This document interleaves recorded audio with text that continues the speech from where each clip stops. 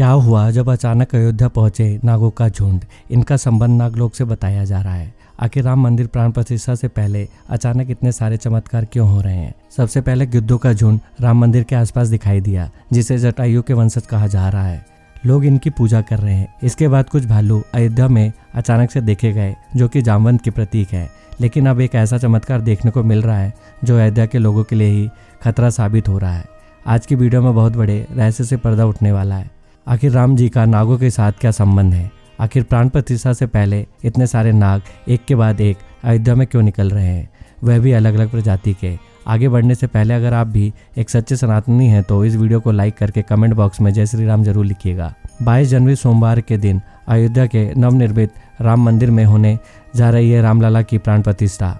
रामलला की प्राण प्रतिष्ठा का सभी देशवासियों को बेसब्री से इंतजार है। राम जी के भव्य स्वागत की तैयारियां जोरों शोरों पर है। यह तारीख कोई आम तारीख नहीं है, बल्कि इसके पीछे बहुत ही खास महत्व छुपा हुआ है। आखिर राम मंदिर की प्राण प्रतिष्ठा के लिए 22 जनवरी का समय ही क्यों चुना गया, इसके पीछे का रहस्य जानकर आपके भी होश उड़ जाएंगे। त्रेता युग में प्रभु श्री राम का जन्म अभिजीत मुहूर्त में हुआ था। 22 जनवरी सोमवार के दिन मृगशीर्ष नक्षत्र में अभिजीत मुहूर्त का संयोग बन रहा है। यही कारण है कि इस दिन को रामलला की प्राण प्रतिष्ठा के लिए चुना गया है। साथ ही यह भी माना जा रहा है कि इस शुभ मुहूर्त में रामलला की प्राण प्रतिष्ठा करने से प्रभु श्री राम सदैव मूर्ति के अंदर विराजमान रहेंगे। लेकिन जैसे जैसे प्राण प्रतिष्ठा का समय नजदीक आ रहा है, वैसे वैसे अलग अलग प्रजाति के नाग अचानक ही अयोध्या में प्रकट हो रहे हैं, जो कि अयोध्या वासियों के लिए खतरा बनते जा रहे हैं। लेकिन गिद्धों का और भालुओं का संबंध तो प्रभु श्री राम से बताया जा रहा है। उन्होंने रामायण में उनकी सहायता भी की थी। लेकिन इन नागों का श्री राम के साथ क्या संबंध है, आज की वीडियो में इसी रहस्य से पर्दा उठने वाला है। चौंकाने वाली बात यह है कि इनमें 2 प्रजाति के नाग हैं, अलग अलग क्षेत्र में बार बार निकल रहे हैं, जिनका संबंध वासुकी और तक्षक नाग के साथ जोड़ा जा रहा है। ऐसा कहा जाता है प्रभु श्री राम के भाई लक्ष्मण साक्षात अनंत शेष नाग का रूप है, और वासुकी नाग, तक्षक नाग और शेष नाग तीनों ही आपस में भाई हैं, जिनमें तक्षक और वासुकी नाग पाताल में निवास करते हैं और शेष नाग वैकुंठ में भगवान शिव की सेवा करते हैं। तो अंदाजा लगाया जा रहा है कि जब भी श्री राम अपने भाई लक्ष्मण यानी शेषनाग और माता सीता के साथ अयोध्या धाम पहुंच रहे हैं, तो क्या शेषनाग के दोनों भाई पाताल में से उनसे मिलने के लिए बार बार प्रकट हो रहे हैं। दोस्तों, यह रहस्य बहुत बड़ा है, क्योंकि अयोध्या के क्षेत्र में जब एक सांप को पकड़कर सुरक्षित इलाके में छोड़ा जाता है, तो वही सांप पुनः राम मंदिर परिसर में भी देखा जाता है, जिससे कई बार मजदूर को भी काम करने में भय महसूस होता है। लेकिन जय श्री राम का नाम उन्हें हिम्मत देता है। आप भी नीचे कमेंट बॉक्स में जय श्री राम जरूर लिखें। लेकिन दोस्तों, प्रभु श्री राम का नागलोक के वीडियो के साथ क्या संबंध है, वो सच्चाई जानकर आपके पैरों तले जमीन खिसक जाएगी, क्योंकि पूरी घटना को मल्टीवर्स के साथ जोड़कर देखा जा रहा है, जिन्हें हिंदी में सृष्टि चक्र कहते हैं। मल्टीवर्स की सच्चाई जानकर आपके भी रोंगटे खड़े हो जाएंगे। जिस संसार में हम रहते हैं वह सृष्टि व विनाश के चक्र से गुजरती है। इस संसार के प्रति एक सृष्टि चक्र को एक कल्प कहा जाता है। हर कल्प के 4 युग या 4 भाग होते हैं। दूसरे भाग या त्रेता युग में राम अयोध्या में जन्म लेते हैं और रामायण करके फिर से वैकुंठ लौट जाते हैं। यानी कि अगर आप इस पृथ्वी पर अपना जीवन यापन कर रहे हैं, आप जो घटनाक्रम कर रहे हैं, वही घटनाएं बार बार किसी और यूनिवर्स या कल्प में आपके ही रूप के साथ पुनः होने वाली है या फिर हो चुकी है। आगे मल्टीवर्स की सच्चाई को साबित करने के लिए एक ऐसी पौराणिक घटना आपको बताएंगे, जिससे जानने के बाद आपको भी मल्टीवर्स की सच्चाई पर यकीन होने लगेगा। इस दुनिया में केवल 3 विद्वानों को मल्टीवर्स को देखने की और उनमें जीने की टाइम टेबल करने की इजाज़त दी गई है, जिसमें पहले हैं वासुकी नाग, दूसरे हैं तक्षक नाग और तीसरे हैं काकभूषणी। देवत, तक्षक और वासुकी नाग के बारे में हम आपको बता चुके हैं, लेकिन सवाल उठता है कि आखिर काकभूषणी कौन है और आखिर इन्हें प्रभु श्री राम ने अमर कैसे बनाया। वेदों और पुराणों के अनुसार काकभूषणी ने 11 रामायण और 16 महाभारत देखी है। वह कल्प के अंत तक अपने शाश्वत रूप में जीवित रहेंगे। भगवान राम ने ही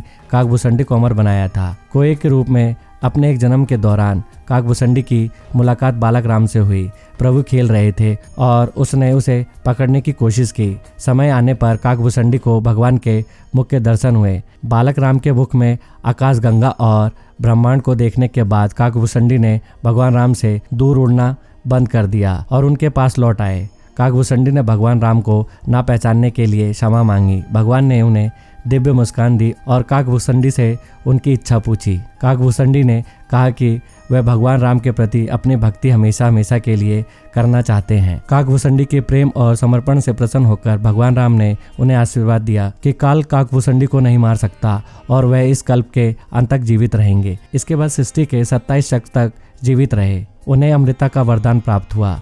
वे कोई के रूप में जीवित रहे क्योंकि उन्हें भगवान राम के निकट रहने का अवसर मिला। जब भी भगवान राम का जन्म होता वह अयोध्या आ जाते और भगवान राम को एक बच्चे के रूप में बड़े होते और खेलते हुए देखते। यह भी हो सकता है कि काकभूषणी अयोध्या में भी हाल फिलहाल मौजूद हों और राम मंदिर के निर्माण कार्य को अपनी आंखों से देख रहे हों। यानी कि यह तीनों विद्वान अपनी मर्जी से किसी विकल्प यानी यूनिवर्स में जा सकते हैं, टाइम ट्रेवल कर सकते हैं और अयोध्या में अचानक से नागों का पाया जाना, वह भी राम मंदिर प्राण प्रतिष्ठा से पहले, तो इसका संबंध भी वासुकी और तक्षक नाग से लगाना गलत नहीं होगा। इन नागों के दर्शन मात्र से भक्तों का उद्धार हो जाता है। लेकिन कई लोग होंगे जो अभी भी मल्टीवर्स यानी सृष्टि चक्र को मानने को तैयार नहीं होंगे। लेकिन आगे हम एक ऐसी सच्ची कहानी आपको बताने जा रहे हैं जिसका संबंध रामायण से जुड़ा है और इसे जानकर आपको विश्वास हो जाएगा कि मल्टीवर्स वास्तव में होता है। जिस तरह दुनिया में आने वाले हर इंसान की मृत्यु निश्चित होती है, उसी तरह इंसान रूप में जन्म लेने वाले भगवान के अवतार का भी इस धरती पर एक निश्चित समय है। वह समय समाप्त होने के बाद उन्हें भी अपने प्राण त्याग करके अपने लोक वापस लौटना पड़ रहा था। उसी प्रकार भगवान श्री राम भी इस लोक को छोड़कर वापस विष्णु लोक गए। भगवान श्री राम की मृत्यु में सबसे बड़ी बाधा उनके प्रिय भक्त हनुमान थे, क्योंकि हनुमान के होते हुए किसी की इतनी हिम्मत नहीं थी कि वह राम के पास पहुंच सके। लेकिन स्वयं श्री राम ने इसका जो हल निकाला वह मल्टीवर्स यानी सृष्टि चक्र के साथ जुड़ा हुआ है। एक दिन राम जान गए कि उनकी मृत्यु का समय हो गया था। वह जानते थे कि जो जन्म लेता है उन्हें मरना पड़ता है। उन्होंने कहा कि यम को मुझ तक आने दो, मेरे लिए बैकुंठ मेरे स्वर्गिक धाम जाने का समय आ गया है। लेकिन मृत्यु के देवता यम अयोध्या में प्रवेश करने से डरते थे, क्योंकि उनको राम के परम भक्त और उनके महल के मुख्य प्रहरी हनुमान से भय लगता था। यम के प्रवेश के लिए हनुमान को हटाना जरूरी था, इसलिए राम ने अपनी अंगूठी को महल के फर्श के एक छेद में गिरा दिया और हनुमान से इसे खोजकर लाने के लिए कहा। हनुमान ने स्वयं का रूप छोटा करते हुए बिल्कुल भंवरे जैसा आकार बना लिया और केवल उस अंगूठी को ढूंढने के लिए उस छेद में प्रवेश कर गए। वह छेद केवल छेद नहीं था, बल्कि एक सुरंग का रास्ता था जो सांपों के नगर नागलोक तक जाता था। हनुमान नागों के राजा वासुकी से मिले और अपने आने का कारण बताया। वासुकी हनुमान को नागलोक के मध्य में ले गए, जहां अंगूठियों का पहाड़ जैसा ढेर लगा हुआ था। वासुकी ने कहा, यहाँ आपको आपके राम की अंगूठी अवश्य ही मिल जाएगी। हनुमान सोच में पड़ गए कि वह कैसे उसे ढूंढ पाएंगे, क्योंकि यह तो भूसे से सुई ढूंढने जैसा था। लेकिन सौभाग्य से जो पहले अंगूठी उन्होंने उठाई वह राम की अंगूठी थी। आश्चर्यजनक रूप से दूसरी भी अंगूठी जो उन्होंने उठाई वह भी राम की अंगूठी थी।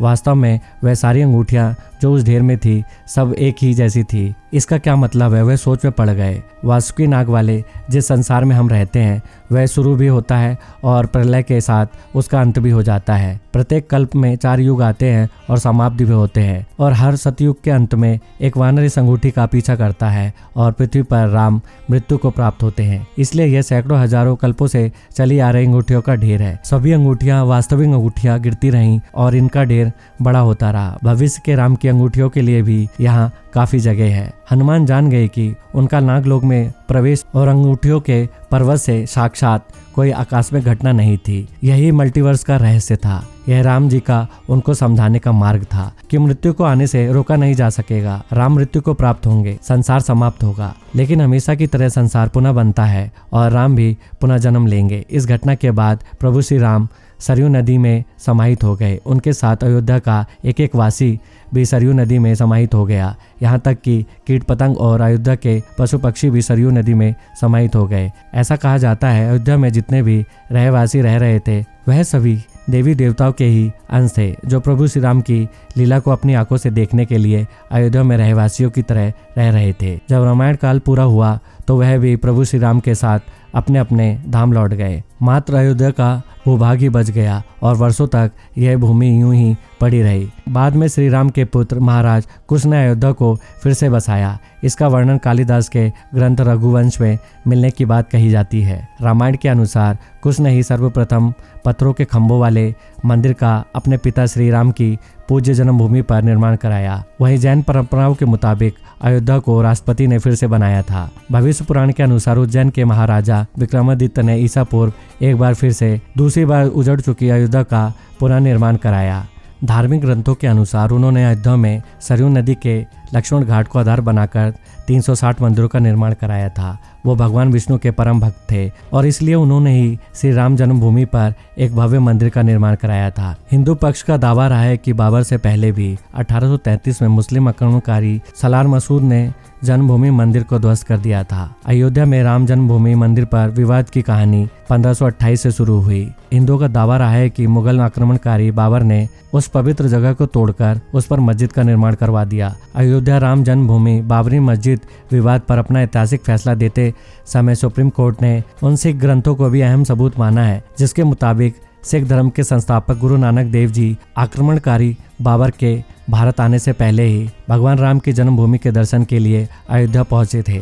गुरु नानक देव जी 1510 से 1511 के बीच अयोध्या आए थे, जबकि बाबरी मस्जिद 1528 में बनाई गई थी। इतिहासकारों के अनुसार वहां पर बाबर के कहने पर उसके एक सूबेदार ने मस्जिद का निर्माण कराया था। 23 दिसंबर 1939 को राम जन्मभूमि मंदिर के इतिहास में एक बार से जबरदस्त मोड़ आ गया। उस दिन रामलला की प्रतिमा मस्जिद के अंदर अचानक से विराजमान पाई गई। यह विवाद इतना बढ़ा कि आखिरकार तत्कालीन सरकार उस ढांचे को विवादित मानकर उस पर ताला लगवा देना पड़ा। ढांचे के अंदर नमाज रुक गई, लेकिन बाहर राम चबूतरे और परिसर के बाकी हिस्से में पूजा अर्चना निरंतर चलती रही। 6 दिसंबर 1992 को अयोध्या में राम जन्मभूमि आंदोलन से जुड़े लाखों कर सेवक जुटे थे। उन्होंने ही उस विवादित ढांचे को ध्वस्त कर दिया। भगवान रामलला ढांचे से निकलकर स्थायी टेंट में आ गए। यानी कि राम मंदिर का इतिहास बहुत बड़ा है, कई लोगों के संघर्ष की कहानी है और कई कार्य सेवकों के बलिदान का प्रतीक है। भले ही हम इस संघर्ष में भाग नहीं ले सके, लेकिन यह हमारा सौभाग्य है कि हम राम मंदिर को बनता अपनी आंखों से देख रहे हैं। तो दोस्तों, आज के वीडियो में बस इतना ही। अगर वीडियो पसंद आई हो तो वीडियो को लाइक, शेयर और चैनल को सब्सक्राइब करके बेल आइकन को प्रेस करना मत भूलिएगा। जल्दी मिलते एक नए वीडियो के साथ, तब तक के लिए बाय, टेक केयर।